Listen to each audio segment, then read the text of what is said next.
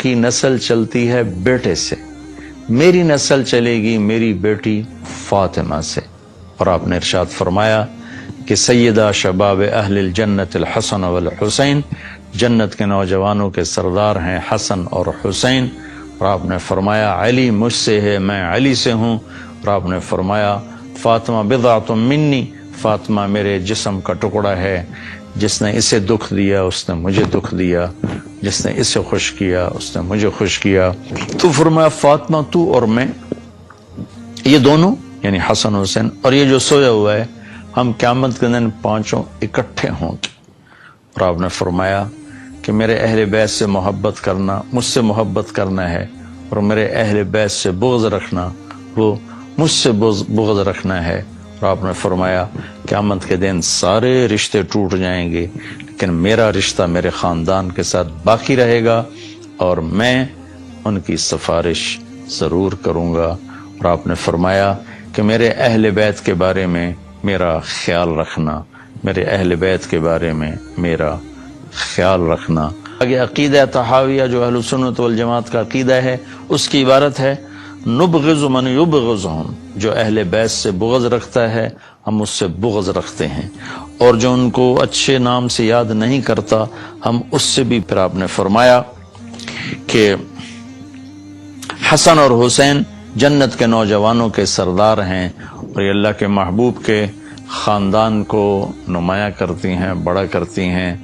اور آپ نے فرمایا یا اللہ میں حسن حسین سے پیار کرتا ہوں، تو بھی ان سے پیار فرما، اور یا اللہ جو ان سے پیار کریں ان سے بھی پیار فرما، اور جو ان سے بغض رکھیں ان سے بغض رکھ، جو ان سے پیار کریں ان سے پیار کر۔ اہل بیت سے محبت نہ کرنا یہ نفاق ہے، منافقت ہے، کفر ہے۔ اہل بیت سے پیار کرنا ایمان ہے، ایمان کا کمال ہے، ایمان کا کمال ہے۔ جس گھر میں اللہ نے اپنے حبیب کو پیدا کیا، جس نبی کی گود میں ان کی اولاد پروان چڑھی، اگر ہم ان سے بغض رکھیں گے تو ہمارا ایمان کہاں چلا گیا؟ نہ ایمان ہے نہ ایمان رہے گا۔ ان کی محبت ہی اصل ایمان ہے، ان کی محبت ہی اصل ایمان ہے۔ ایک روایت یاد ہے کہ میرے نبی نے فرمایا جس نے میری اولاد میں سے کسی کے ساتھ اچھا سلوک کیا اور میری اولاد کا کوئی فرد اس احسان کا بدلہ نہ دے سکا غربت کی وجہ سے یا کسی اور وجہ سے، تو قیامت کے دن میں اس کی طرف سے اپنے اس امتی کو اس احسان کا بدلہ دوں گا جو میری اولاد میں نہ دے سکا۔ اس پر میں ایک واقعہ سنا دیتا ہوں۔ یہ ابن جوزی رحمۃ اللہ علیہ جیسے محدث نے اس واقعے کو نقل کیا ہے اپنی کتاب البر والصلہ میں، کہ ہرات میں ایک سادات فیملی تھی۔ وہ خاتون جوانی میں بیوہ ہو گئیں، بچیاں تھیں، تنگ دستی آئی تو انہوں نے سمرقند کی طرف ہجرت فرما لی، رزق کی معاش کی تلاش میں۔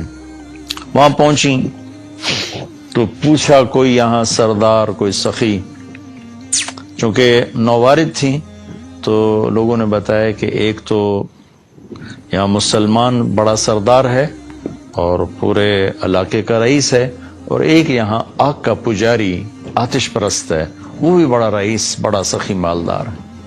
تو انہوں نے سوچا کہ میں غیر مسلم کے پاس کیوں جاؤں۔ وہ مسلمان کے پاس گئیں اور اس سے فرمایا کہ میں آل رسول ہوں، پردیسن ہوں، میری بچیاں ہیں، مجھے ٹھکانہ بھی چاہیے، کھانا بھی چاہیے۔ وہ سردار کہنے لگے تیرے پاس کوئی، عام طور پر جو اہل البیت ہے ان کے پاس لکھا ہوا نسب نامہ ہوتا ہے، میں نے کئی گھرانوں میں ماشاءاللہ دیکھا اللہ کے رسول تک ان کے سارے آبا کے نام لکھے ہوئے۔ تو کہا تیرے پاس کوئی سند ہے؟ اس نے کہا بھائی میں تو پردیسی ہوں، غربت کی ماری میں کہاں سے سند دکھاؤں؟ تو وہ کہنے لگا یہاں تو پھر ہر دوسرا آدمی کہتا ہے میں سید ہوں، آل رسول ہوں۔ تو اس نے کوئی اچھا جواب نہیں دیا۔ تو وہ وہاں سے آئیں اور اس آتش پرست کے پاس گئیں، وہ جو آگ کا پجاری تھا، اور اپنا تعارف کروایا۔ اس نے فوراً اپنی بیگم کو ساتھ بھیجا اور کہا کہ جاؤ ان کی بچیوں کو لے کر آؤ۔ جاؤ، انہوں نے کہیں ٹھہرایا ہوا تھا، ان کو لے کر آئے، سرد رات تھی، ان کو کھانا کھلایا، سلا دیا۔ رات کو مسلمان سردار نے خواب دیکھا کہ اللہ تعالیٰ کے محبوب صلی اللہ علیہ وسلم جنت میں ایک خوبصورت سونے کا محل ہے، اس کے دروازے پر کھڑے ہیں۔ یہ عرض کرتا ہے یا رسول اللہ یہ محل کس کا ہے؟ تو آپ نے فرمایا یہ ایک مسلمان کا ہے۔ تو وہ کہنے لگے یا رسول اللہ مسلمان تو میں بھی ہوں۔ تو آپ نے فرمایا اپنے اسلام پر کوئی دلیل پیش کر، کوئی ثبوت پیش کر۔ تو وہ کانپ گئے۔ تو پھر اللہ کے نبی نے بہت غصے سے فرمایا کہ میرے گھر کی بچی تیرے دروازے پر چل کر آئی اور تو نے اس سے ثبوت مانگے کہ مجھے ثبوت دے، تو اہل بیت میں سے ہے، میری نظروں سے دور ہو جا۔ ان کی آنکھ کھولی تو ان کی چیخ و پکار، وہ ننگے سر ننگے پاؤں باہر نکل کے شور مچایا کہ وہ جو پردیسن خاتون تھی کہاں گئی؟ کہا جی وہ تو وہ لے گیا، وہ آتش پرست آگ کا پجاری لے گیا۔ وہ بھاگے اور جا کے اس کے دوڑ دروازہ توڑا۔ وہ گھبرا کے باہر نکلا تو دیکھا تو وہ رئیس کہا کیا ہوا؟ کہا بھائی وہ جو تیرے پاس خاتون آئی ہیں بچیوں سمیت مجھے دے دو، وہ میرے مہمان ہیں۔ تو اس نے کہا حضور وہ میرے مہمان ہیں، آپ کے نہیں، میں آپ کو نہیں دے سکتا۔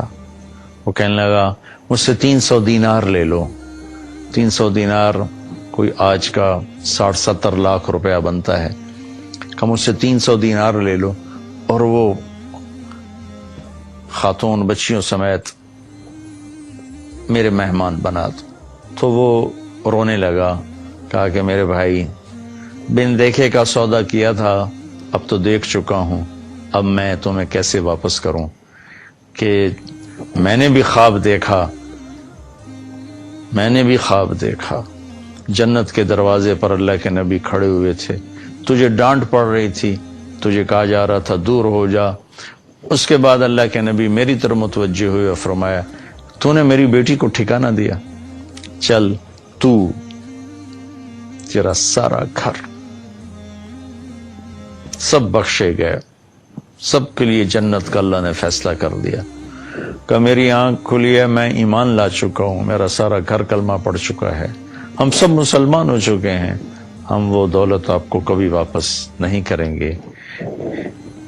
یہ اہل البیت ہیں، اور یہ کوئی 300-400 سال کے بعد کی نسل ہے، تو حسن حسین کا کیا مقام ہوگا، زین العابدین کا کیا مقام ہوگا، زینب کا کیا مقام ہوگا، فاطمہ کا کیا مقام ہوگا، علی کا کیا مقام ہوگا، عباس کا، جعفر کا، عقیل کا۔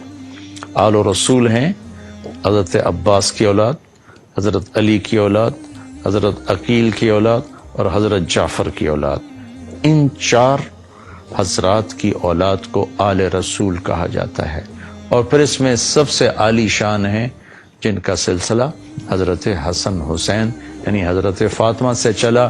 حضرت علی رضی اللہ تعالیٰ عنہ کے حضرت فاطمہ کے بعد آپ نے 7 شادیاں اور کی، ان سے بھی آپ کی اولاد ہے، وہ بھی اہل البیت ہیں، چونکہ حضرت علی کی اولاد ہیں، ان پہ بھی صدقہ حرام ہے۔ لیکن جو مقام حسن حسین کو حاصل ہے جناب فاطمہ رضی اللہ تعالیٰ عنہ اور جناب رسول اللہ صلی اللہ تعالی وسلم کی نسبت، وہ اور کسی کو حاصل نہیں۔